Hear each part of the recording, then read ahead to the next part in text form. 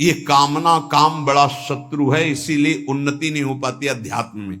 और जो संसार में, उनको तो पता ही नहीं कि मैं पाप कर रहा हूं, वो और खुश होते हैं कि आज हमने ये भोग भोग लिया, आज हमने ये छल कर लिया, आज हमने ये कपट कर लिया। कामना से कर्म होते हैं, कामना जितनी बढ़ती जाती है पाप कर्म उतना ही बढ़ते जाते हैं। शास्त्र के विरुद्ध मनमानी आचरण में पाप ही होता है। शब्द याद कर लो, शास्त्र आज्ञा के विरुद्ध मनमानी आचरण में सदैव पाप ही होता है। ये विकर्म बड़ा भयावह होता है और ये भारी दंड देता है, और ये कभी नष्ट नहीं होता। नष्ट तो भगवान कर सकते हैं केवल। ये आकाश में छाया हुआ शत्रु समझो, जिस समय इसका समय आएगा उसी समय भयानक घटना रूप बन जाएगा, ये रोग रूप बन जाएगा, किसी की भी बुद्धि में बैठकर आपका अहित करो। बड़ा विचित्र स्वरूप है। कोई पूछ रहा था कि भाई भगवान के यहां तो बहुत नरक भोगवाएं फिर यहां जन्म दें और कष्ट दें, ऐसा एक पाप कर्म है? अगर इस सृष्टि में, भारत में तुम एक कोई पाप कर्म तुम्हारा प्रकाशित हो जाए कि एक हिंसा की, एक व्यभिचार किया, एक छेड़ा, तो उसकी सजा देख लो जाके कानून में। बोले 20 वर्ष की जेल और 1 लाख रुपया जुर्माना। इसके बाद जुर्माना क्यों, जब उसको सजा दी जा रही है तो जुर्माना कैसे दे? उसको तो सजा दे दी। नहीं नहीं, कानून है, ऊपर से है जुर्माना।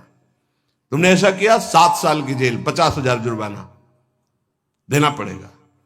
ऐसे ही नरक भोग और इसके बाद पुनः तिर्यक योनियों में जन्म और उसका दंड, ये जुर्माना। खेल तमाशा समझो।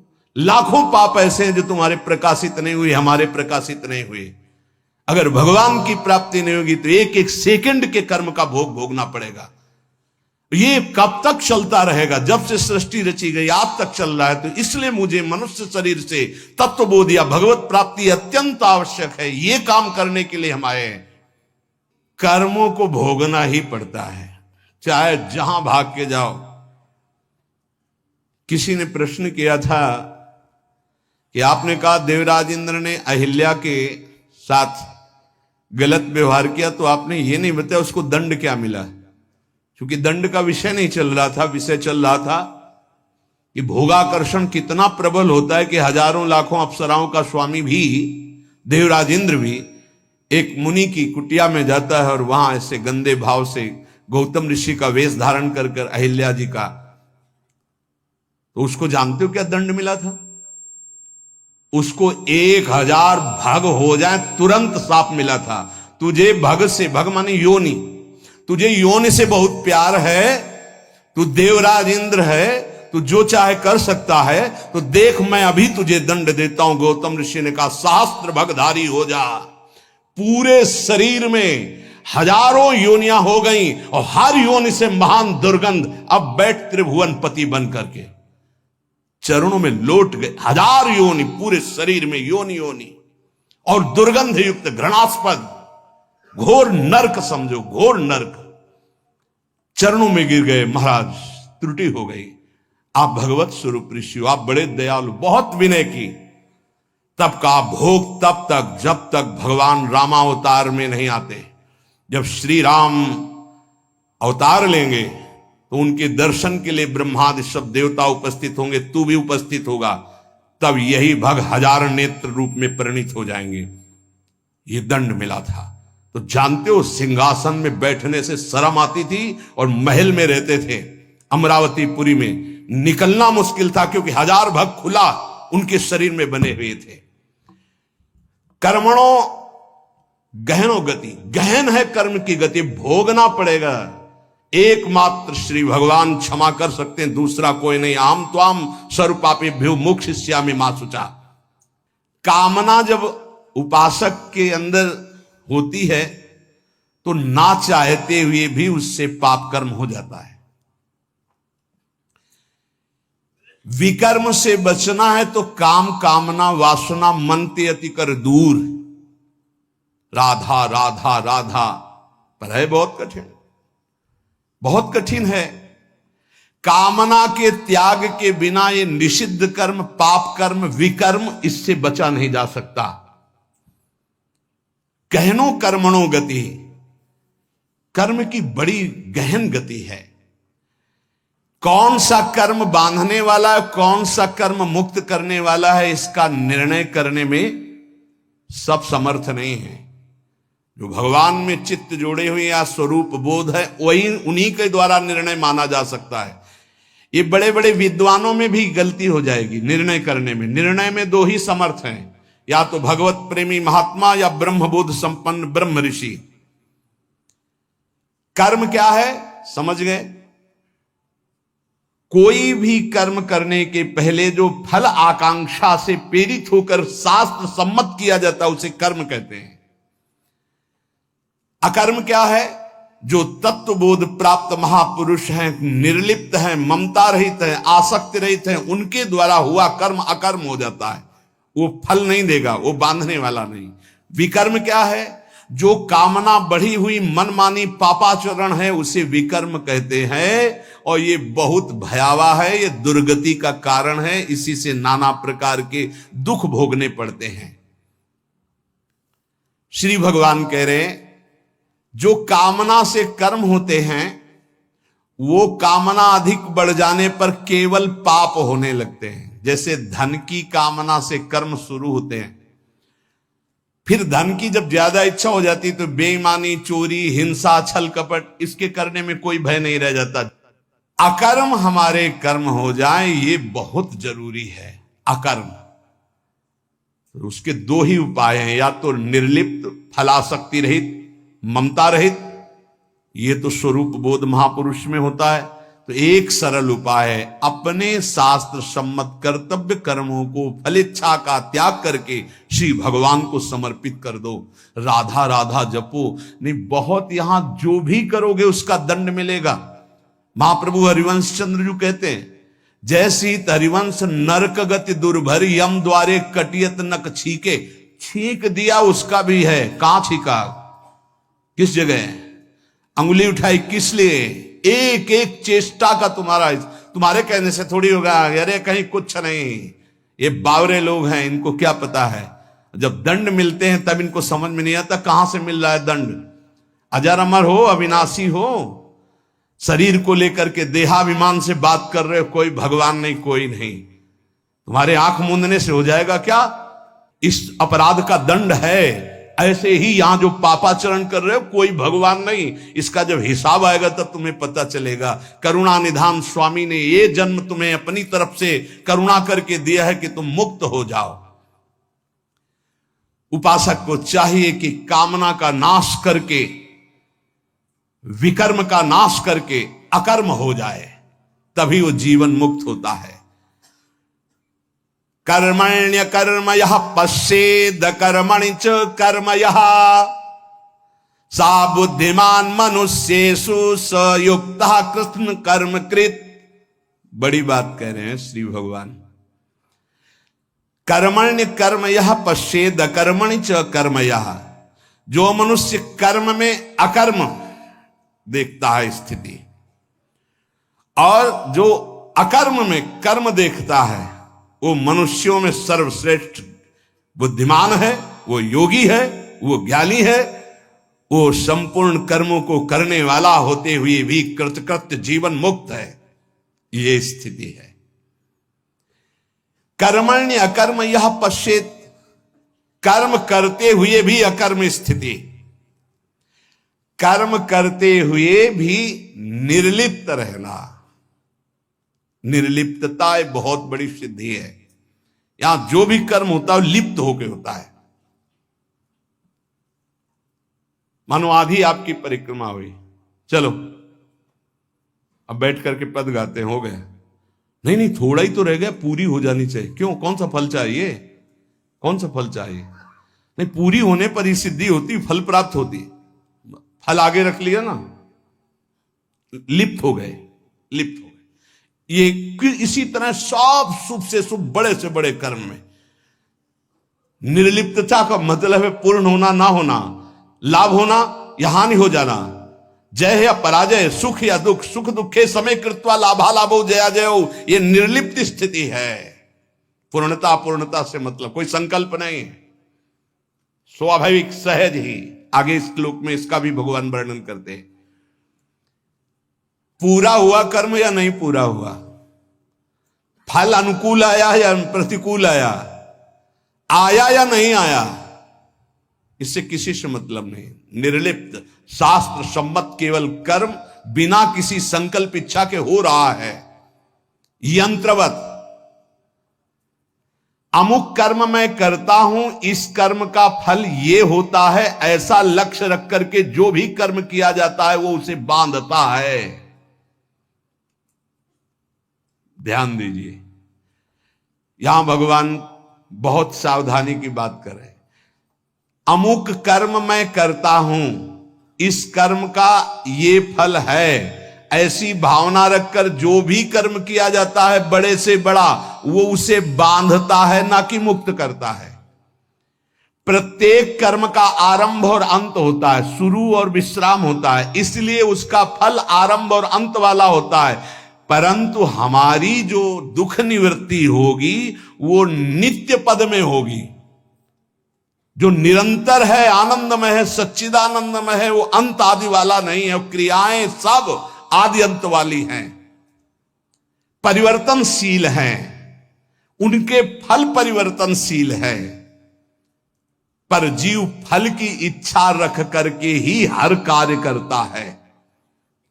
अंदर की बात है, बिना फल की इच्छा किए तुम कोई कार्य नहीं करोगे।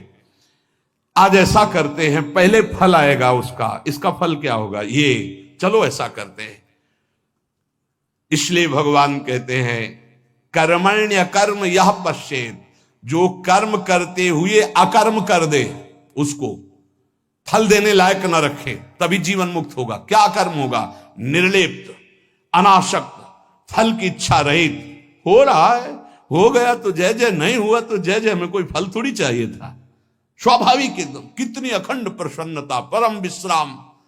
लेकिन ये बात जब तक स्व का बोध नहीं है तब तक नहीं होगा। वो बहुत परेशान हो जाएगा, चिंतित हो जाएगा।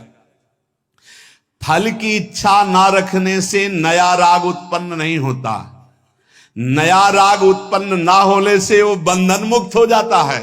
ये कैसे समझ में आएगा, बहुत कठिन है ये समझ में आना। साधक सर्वथा वीतराग तभी होगा जब उसका नया राग उत्पन्न ना हो। वीतराग महापुरुष के सारे कर्म अकर्म हो जाते हैं। जीव का जन्म, जीव का मरण, जीव को भोग प्राप्ति कर्मों के अनुबंध से होता है, इसी कर्मों के बंधन से। जैसे किसी परिवार में बालक हुआ तो उसमें केवल बालक का ही कर्म नहीं है, पूरे परिवार का साथ में जुड़ा हुआ कर्म है। कोई उसकी मां बना, कोई पिता बना, कोई भाई बना, कोई मित्र बना, कोई पड़ोसी शत्रु पक्ष का भी है जिसकी जलन हुई कि लड़का हुआ है। ऋणानुबंध, उनमें सैकड़ों हजारों लाखों के कर्म बंधन उस बालक से जुड़े हुए हैं। किसी का वो ऋण चुकाने आया है और किसी से ऋण वसूल करने आया है, किसी का सुख भोगा तो सुख देने आया है और किसी का बदला लेने आया है।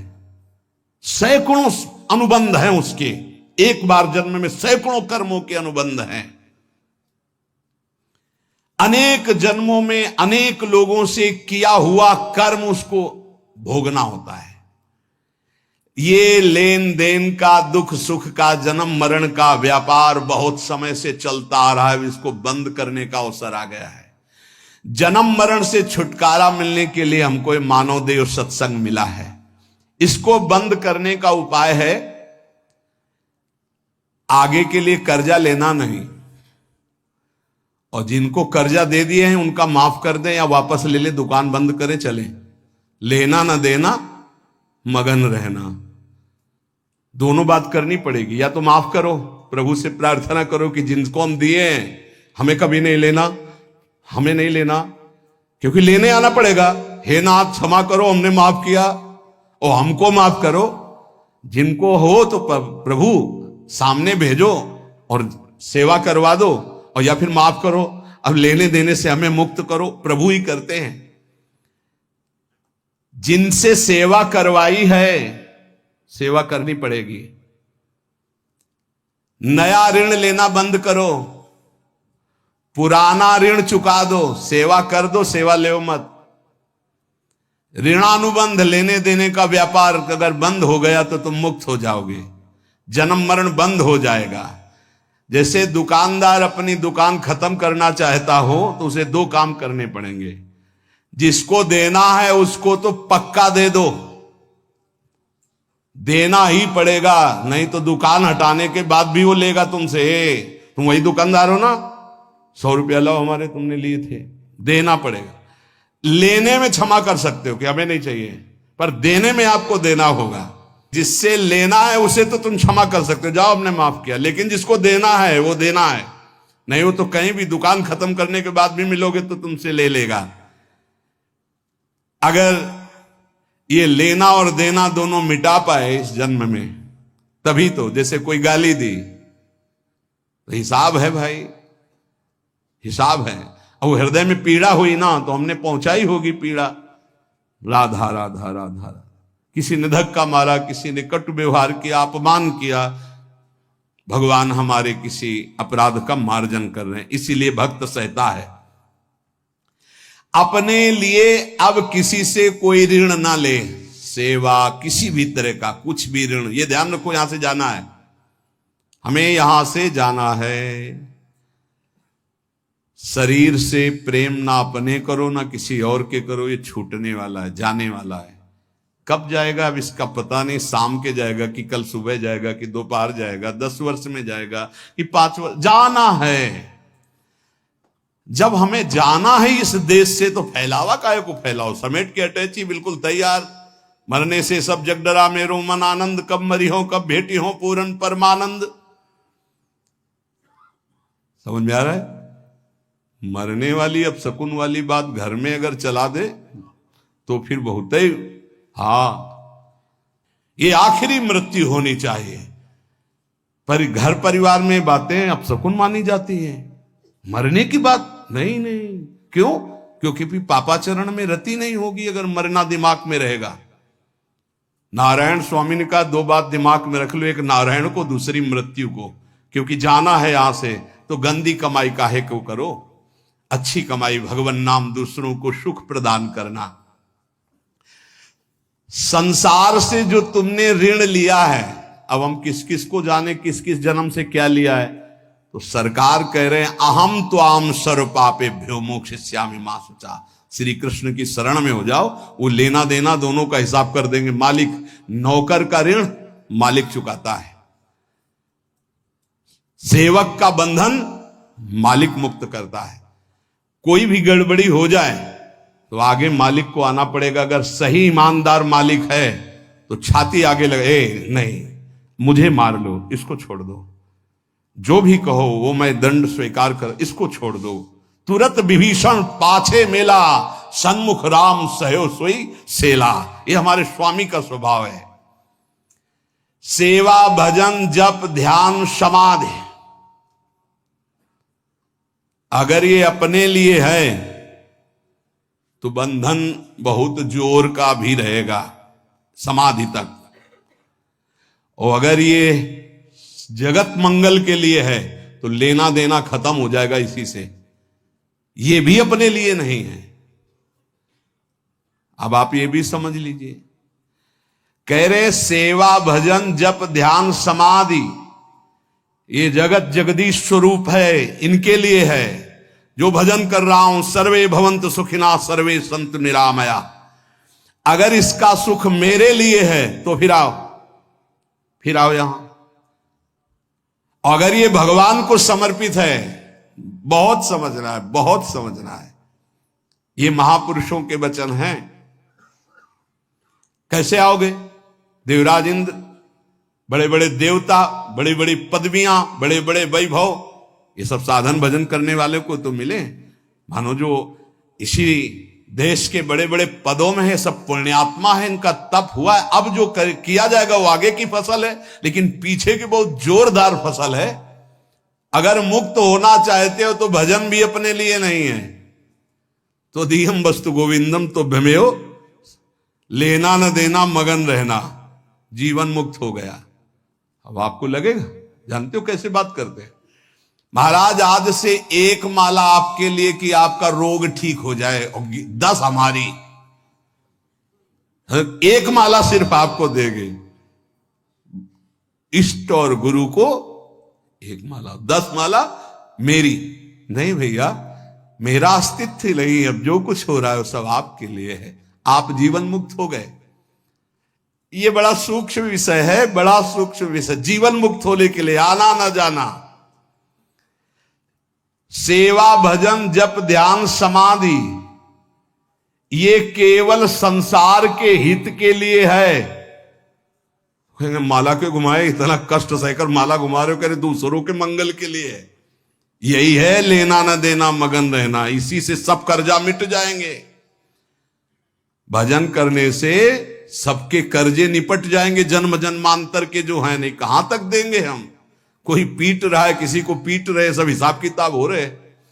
कभी गर्भई में नष्ट हो गए, कभी जवानी में, कभी ये, कितना प्रपंच है। जब तक किसी के भी साथ संबंध रहेगा तो इस प्रकृति में आना पड़ेगा। एक और ऊंची बात है कि अब मैं भजन करता नहीं, मेरा राम भजन करते हैं। ये अब मतलब संतों की बात को कोई समझ पाए बड़ा कठिन होता है। लेकिन तुम ना ले आना ये बात अभी से कि हाँ हम तो भजन नहीं करते, श्री जी हमारा भजन करते हैं। वो बहुत ऊंची स्थिति की बात, जीवन मुक्त महापुरुषों की बात। भला ये बात पचेगी कि आज से जितने माला करेंगे, पाठ करेंगे, भजन करेंगे, वो सब अड़ोस पड़ोस में बट जाएगा, तुम्हारे लिए नहीं रहेगा। हम क्यों जाए फिर बाड़ी पाठ में, हम क्यों माला चलाएं, इतनी परेशानी होकर माला चला तो मेरे लिए नहीं है। इसका मतलब समझते हो, इसका गूढ़ मतलब है। एक माला जपा और कह दिया कि सबका मंगल हो, तो सबके मंगल का जो फल है वो आपको भगवत प्राप्ति करा दिया। समझ रहे हो, ये आंतरिक रहस्य है संतों का। 1 रुपया फेंको और 1 अरब रुपया एक साथ फायदा ले लो। फायदा हुआ कि नहीं हुआ? अगर 1 रुपये में 1 अरब, तो भारत में तो जनसंख्या कितनी है? 140 करोड़ है। ये तो केवल मनुष्यों की हुई। और दीमक की कितनी जनसंख्या है? पशु पक्षियों की, चींटी की, कितने जीव हैं? सर्वे भवन्तु सुखिनः। भजन किया, साधना हुई, सर्वे भवन्तु सुखिनः, तो सबका कृपा प्रसाद मिला और वो भगवान को प्राप्त हो गया। समझ रहे हो, भगवत प्राप्ति, सबका कृपा प्रसाद मिला। भूल चूक से लेन देन जिसके साथ हो चराचर जगत में, सबका खत्म।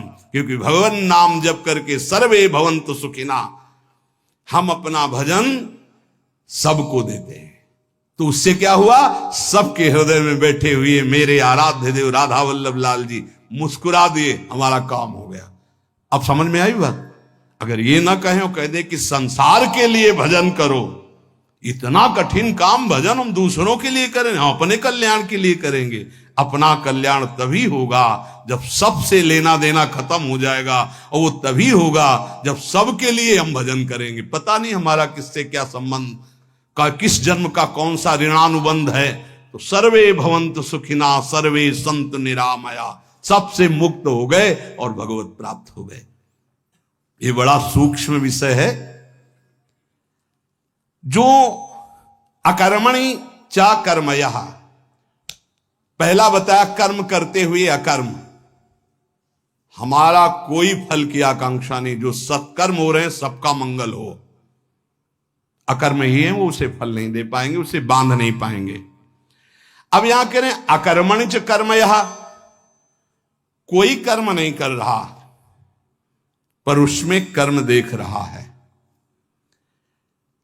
वो निर्लिप्त महापुरुष कोई कर्म नहीं कर रहा लेकिन उसका मंगल हो रहा है पूरे जगत का। उससे वो जहां से निकल रहा है, उसका जो दर्शन कर रहे हैं, जो वायु स्पर्श कर रही, जो संभाषण हो रहा है, जिसका पानी पी ले रहा है, जिसका भोजन पा ले रहा है, सबका मंगल हो रहा है।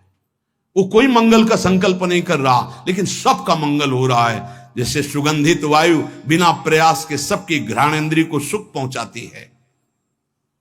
संसार में कोई कार्य करने के लिए प्रवृत्त होता है तो उसके सामने दो बातें होती, करना और ना करना, प्रवृत्ति और निवृत्ति। जो महापुरुष होते हैं ना प्रवृत्ति होती है ना निवृत्ति होती है।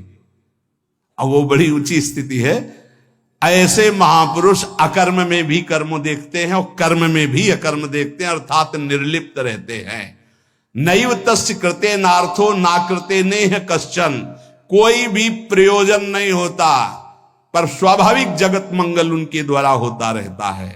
जब तक कोई भी प्रकृति से संबंध रखेगा मुक्त नहीं हो सकता।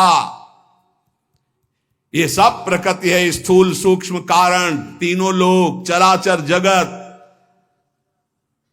ऊब गए होगे सुन के। अब देखो जरा विचार, आश्रय कितना मीठा है ना।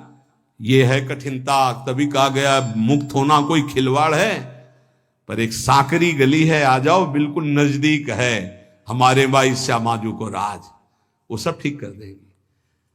बहुत करुणामयी है लाडली जो। जरा सा जहां मुस्कुराकर प्रीतम की तरफ देखा, कहा आने दो, पास हो जाएंगे। तो अब तो हमें भरोसा हो जाना चाहिए कि हमें कहा कि आने दो नहीं, हमें तो पास करवा दिया, बुला लिया। वृंदावन आ गए, श्री जी का जस सुन रहे हैं। श्री जी की इतना कठिन है, देख लो। ये एक योग का वर्णन हो रहा, कितना कठिन है। प्रकृति की रचना से किंचन मात्र संबंध नहीं रखना, और यहां इसी में लगे हुए हैं, केवल इसी में, प्रकृति के ही पोषण में लगे हुए हैं। बड़ा कठिन। परमार्थ की उन्नति को नहीं जानता, प्रकृति की उन्नति को जानता है। प्रकृति से किंचन मात्र संबंध न रहना, यह परमार्थ की उन्नति है, अंदर की बात। इसीलिए अध्यात्म बड़ा सूक्ष्म है। ना प्रवृत्ति ना निवृत्ति, ऐसी स्थिति वो महापुरुष अकर्म में भी कर्म और कर्म में भी अकर्म स्थिति देखता है। चलना फिरना, खाना पीना, स्थूल शरीर की क्रियाएं, एकांत में रहना, चिंतन करना, ध्यान लगाना, सूक्ष्म शरीर की क्रियाएं, और समाधि लगाना, कारण शरीर की क्रियाएं, ये तीनों क्रियाएं मेरी नहीं है, निर्लिप्त। ये स्थिति उस महापुरुष के द्वारा सारे कर्म अकर्म होते हैं।